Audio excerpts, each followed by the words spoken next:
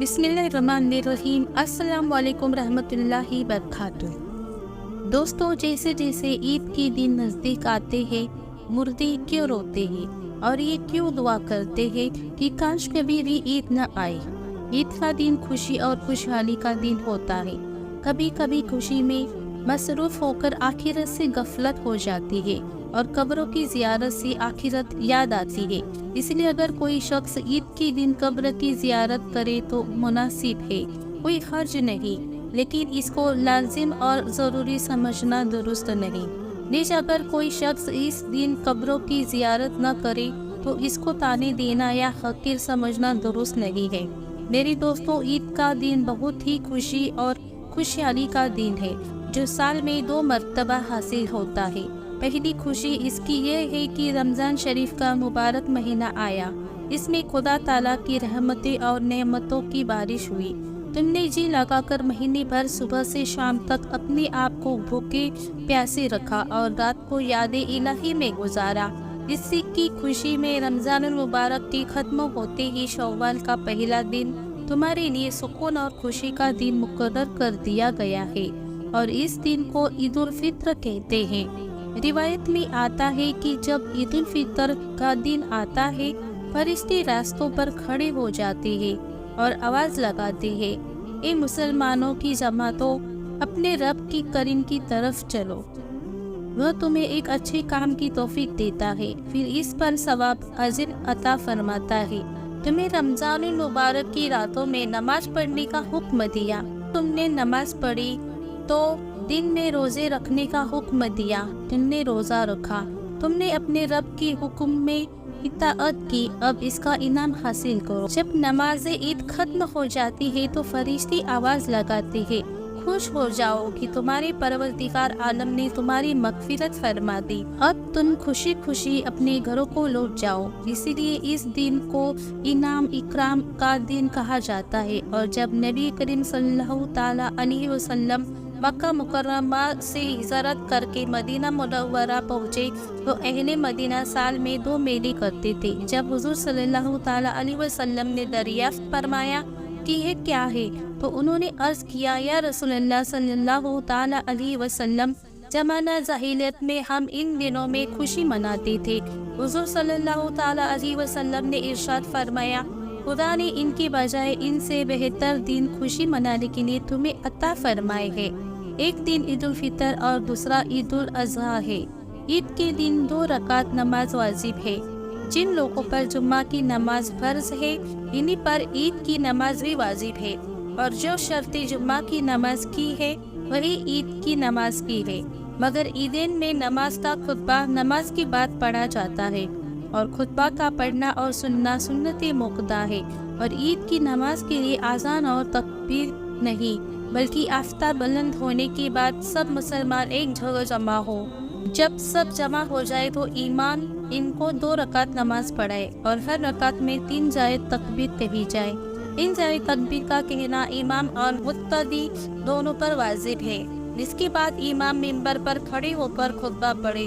اب بات یہ ہے کہ عید تو تمام جیتے جاگتے انسانوں کے لیے تو خوشی کا دن ہے، لیکن مردے یہ کیوں کہتے ہیں کہ کاش کبھی بھی عید نہ آئے۔ ہم لوگ تو عید کی خوشی منا رہے ہوتے ہیں، لیکن مردے عید آنے کا غم کیوں مناتے ہیں؟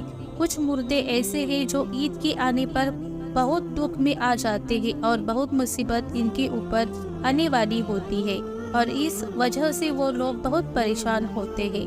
جب ہم لوگ ادھر ادھر شاپنگ کر رہے ہوتے ہیں، گھوم رہے ہوتے ہیں، ہم لوگوں کو عید آنے کی خوشی ہوتی ہے کہ عید جلدی آ جائے، لیکن مردوں کو عید آنے کا دکھ ہوتا ہے۔ آپ صلی اللہ تعالیٰ علیہ وسلم نے ارشاد فرمایا کہ اگر کوئی انسان رمضان کے مہینے میں انتقال کرتا ہے تو اس کے اوپر عذاب نہیں ہوتا اور قبر میں اس سے سوال جواب نہیں کیے جاتے، چاہے وہ کتنا بھی گنہگار بندہ کیوں نہ ہو۔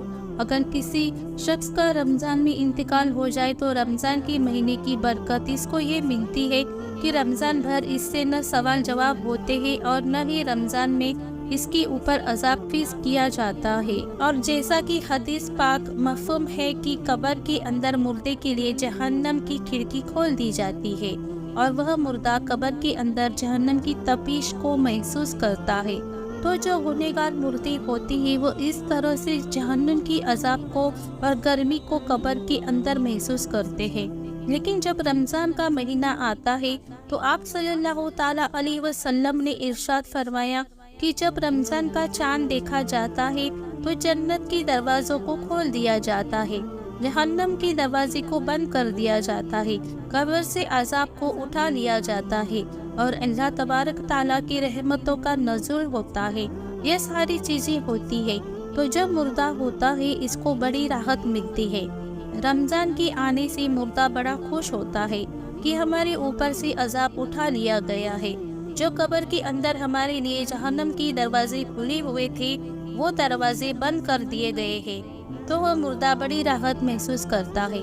اب سوال یہ پیدا ہوتا ہے کہ جن لوگوں کے اوپر سے اللہ تبارک تعالیٰ نے رمضان میں عذاب ہٹا لیا تو عید کے بعد ان کے اوپر عذاب نافذ ہوتا ہے یا نہیں؟ تو میرے دوستوں، کچھ مردے تو ایسے ہوتے ہیں جن کے اوپر عذاب نافذ نہیں ہوتا، لیکن بہت سارے مردے ایسے ہوتے ہیں جن کے اوپر عید کے دن ہی جیسے ہی رمضان کا مہینہ ختم ہوتا ہے فوراً ہی اسی طرح سے عذاب شروع ہو جاتا ہے، جیسے پورے سال وہ لوگ قبر میں سزا اور عذاب بھگت رہے ہوتے ہیں اور وہ مردے پھر عذاب میں ملوث ہو جاتے ہیں۔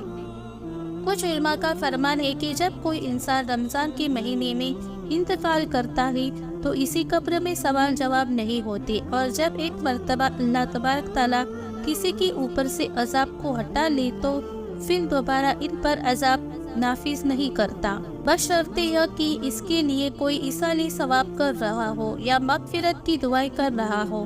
ہر مردے کو اس کی عمل کے مطابق سزا دی جاتی ہے۔ جو لوگ مسلمان ہوتے ہیں اور گنہگار ہوتے ہیں تو اللہ تبارک تعالیٰ ان کو ان کے گناہوں کی وجہ سے سزا دیتا ہے، اور جب اللہ تبارک تعالیٰ چاہتا ہے تو ان کو معاف کر دیتا ہے اور رمضان میں ان سے عذاب ہٹا لیتا ہے، اور پھر اللہ تبارک تعالیٰ اگر چاہے تو ان کو معاف کر دے اور اگر چاہے تو پھر ان کو عذاب دیتا ہے۔ اور جو لوگ مسلمان نہیں ہوتے بلکہ کافر اور مشرک ہوتے ہیں تو اللہ تبارک تعالیٰ کا ان پر رمضان کے بعد پھر سے ہی عید کا چاند نظر آتا ہے، ان پر عذاب مسلط کر دیتا ہے اور پھر پورا سال ہی عذاب میں مبتلا رہتے ہیں۔ میرے دوستو، جب رمضان کا مہینہ ختم ہوتا ہے تو رمضان کی برکتیں بھی ختم ہو جاتی ہے، شیطان کو قید سے رہا کر دیا جاتا ہے، مردوں پر سے رحم کا معاملہ ختم ہو جاتا ہے، جہنم کے دروازے جو رمضان میں بند تھے رمضان کی جانے کے بعد کھول دیے جاتے ہیں، جنت کے دروازوں کو اللہ تبارک تعالیٰ بند فرما دیتا ہے۔ ان سب باتوں کا مردوں کو علم ہوتا ہے، تو رمضان کی جانے سے قبر والے یہ سوچتے ہیں کہ اب رمضان جا رہا ہے اور پھر عید جیسے ہی آئے گی اس کے بعد ہم پر عذاب کو پھر سے نافذ کر دیا جائے گا، جس کی وجہ سے وہ غمگین ہو جاتے ہیں اور روتے ہیں۔ رمضان بھر تو مرحوم کی عید ہوتی ہے کہ ان پر کوئی عذاب نہیں ہوتا۔ ہم لوگ رمضان کی آخری عشرے میں جب اپنی مغفرت کی دعائیں اللہ رب العالمین سے کرتے ہیں تو پھر ہمیں اپنے محروم کے لیے بھی زیادہ سے زیادہ ایصال ثواب کرنا چاہیے، اور صرف اپنے ہی محروم کے لیے نہیں بلکہ تمام مومنین، مومنہ، مسلم آدی کو یاد رکھنا چاہیے اور ان کے لیے بھی مغفرت کی دعا کرنی چاہیے اور ان کو بھی ایصال ثواب کرنا چاہیے۔ اللہ تبارک تعالیٰ سے دعا ہے کہ اللہ تبارک تعالیٰ ہمیں نیک اعمال کرنے اور گناہوں سے بچنے کی توفیق عطا فرمائے، اور ہمیں اپنے محروم کے لیے زیادہ سے زیادہ ایصال ثواب کرنے اور ان کے لیے مغفرت کی دعا کرنے کی توفیق عطا فرمائے، آمین یا رب العالمین۔ تو میرے دوستو، ہم امید کرتے ہیں کہ آج کی ہماری یہ ویڈیو آپ کو ضرور پسند آئی ہوگی۔